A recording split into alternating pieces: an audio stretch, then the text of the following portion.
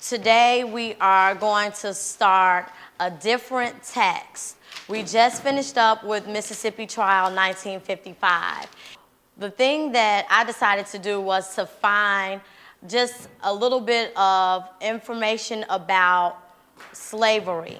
And I want you to read this independently, and then we're going to talk about it.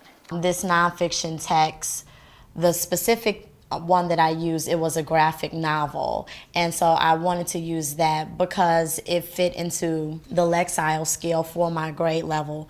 Also because a lot of the boys, they are really into the graphic novels, and it's so much rich content and vocabulary that you can find in graphic novels. In terms of your class and this kind of text, where were they in terms of their preparedness for fifth grade, their ability to handle this kind of text when they came in? What else did you do to make sure that they were scaffolded up to their comprehension level? Some students are really 10%, some students are 98%. So the ability levels vary. As a whole, they're right in the middle. In Harriet Tubman's time, slavery was strong in the southern states of the United States. In the North, however, anti-slavery campaigns were winning supporters.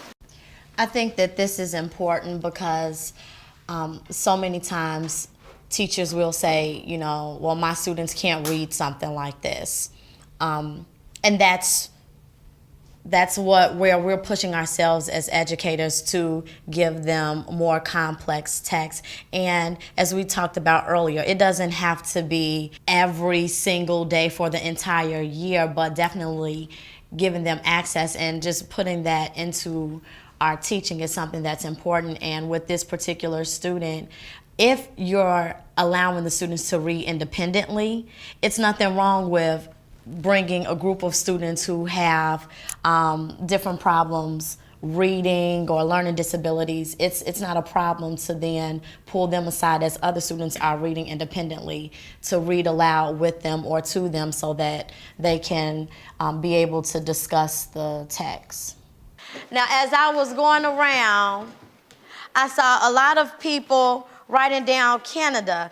Besides the North, what other directions did slaves flee to while traveling the Underground Railroad? So, excuse me, you have to pay attention to the words that are being used.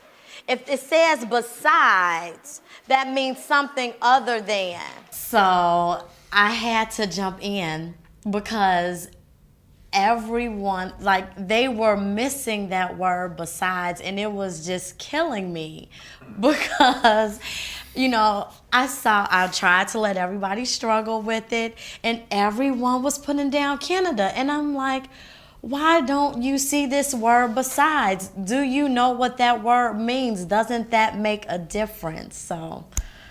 Yeah, but that is not just fifth grade. I mean, I run into it in eighth grade. Their comprehension falls apart from prepositions. They just don't understand the relationship between the parts of the sentence or the idea that they're trying to put forward. And that's because they haven't had any experience with syntax.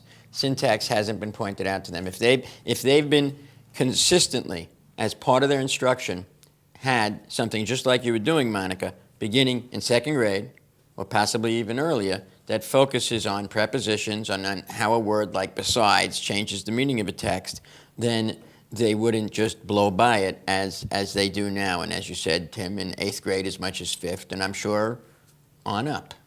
One thing that I think we're seeing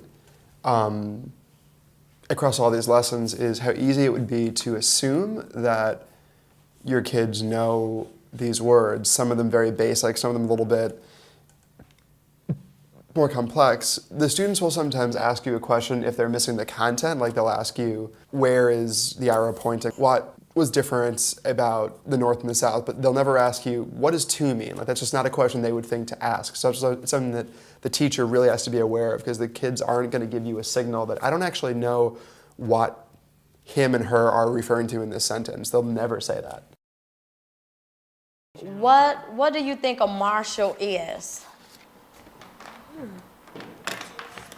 A leader, something like that. based on the text, what could a marshal be? Just anybody, Keelian? Maybe someone who has to deal with the, like, who helps with the station. No. I think, at first I used to think they used to deal with the government, sort of. Where's the text? So let's go back to the text to see what a marshal could be. They were so resistant at first. They didn't want to look at the text again until you really made them. Right, and that's a big difference. That's a very important difference, because instead of just letting them take wild guesses until somebody goes, oh, I remember an episode of Gunsmoke, Marshall Dillon, right? I mean, until they started just throwing stuff out, you immediately made them go back and find the evidence, because the answer's there. So what you noticed with the word marshal was that the students were reluctant to go back to the text. So I had one student saying, well, I used to think that a marshal was, something or the other, but not once did he go back in the text. So my responsibility as the teacher is to make sure that I redirect them back to the text to make sure that they have evidence to support what they're saying. Yeah, and an important thing here is that you're not just expecting them to pull the literal words from the text. You're also expecting the inferential piece, which was when that student said that they could arrest someone. Then they made the logical leap of, okay, so that means that they're a law enforcement person, kind of like a police officer. That means the role of they took those steps. They made those connections, mentally, that were inferential connections, not just literal, not just, oh, it says right here that they're like a policeman. So that's that piece that I hear criticism of the Common Core is, oh, all you're asking them to do is find the answer in the no. You're asking them to think about what they're reading, not just find the answer. And how it relates. And I think that for so long, I might have taken for granted that the students just knew what these words were. But as they're answering questions, I'm seeing that they really don't get it. They don't understand what this word is saying or how it's used in the context. And I know that they can get it, but it's my job to pull it out of them. So where is your school in terms of the Common Core standards? So we have some schools in our district that are early adopter schools that they call, where they have been doing different lessons with Common Core, trying to implement it.